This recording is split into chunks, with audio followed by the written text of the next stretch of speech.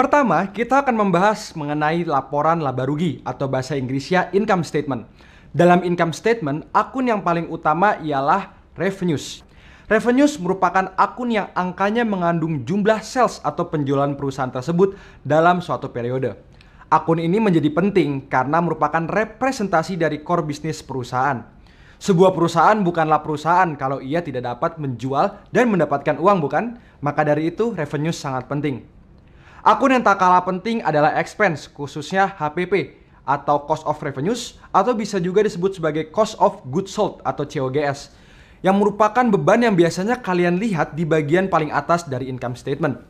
Cost of revenues merupakan biaya yang menjadi modal perusahaan dalam mengenerate revenue-nya. Pada laporan laba rugi, seringkali kita melihat akun laba yang dapat diatribusikan kepada entitas induk. Arti dari kata ini adalah kita sebagai pembeli saham emiten, misal dalam kasus ini PT PP, kita membeli saham PT PP. Padahal dalam laporan keuangan, angka-angka yang tertera adalah gabungan dari PT PP dan anak-anak usahanya. Nah, kita hanya perlu melihat angka yang dapat diatribusikan kepada pemilik entitas induk, yang memang merupakan hak dari PT PP itu sendiri dan bukan hak anak usahanya.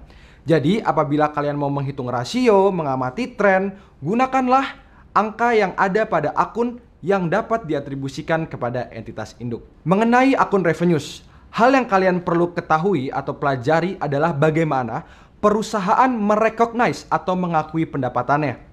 Tujuan kita dalam mempelajari revenue dan revenue recognition adalah agar kita sebagai investor tahu dari mana angka itu berasal dan membantu kita mengetahui apakah pendapatannya sudah benar diterima perusahaan atau belum, serta tahu dari mana penghasilan tersebut berasal.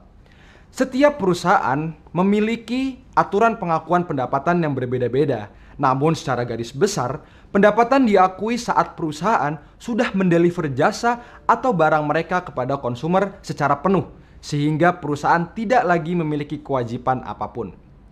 Kita dapat melihat CLK nomor 2 seperti pada gambar untuk mengetahui bagaimana aturan perusahaan dalam mengakui pendapatannya.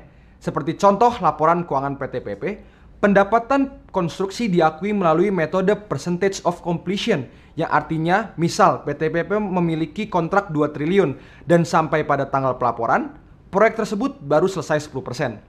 Maka pendapatan yang boleh diakui hanyalah 200 miliar atau 10% dari 2 triliun. Dalam menganalisa akun revenues, yang paling penting bagi kita adalah untuk melihat CLK. Karena pada CLK kita dapat mengetahui beberapa hal penting, seperti melihat segmen usaha perusahaan apa yang menyumbang pendapatan paling besar, sehingga kita tahu betul core bisnis perusahaannya tersebut. Misal, PT PP yang memiliki 6 segmen usaha yaitu konstruksi, EPC, properti, persewaan peralatan, dan energi.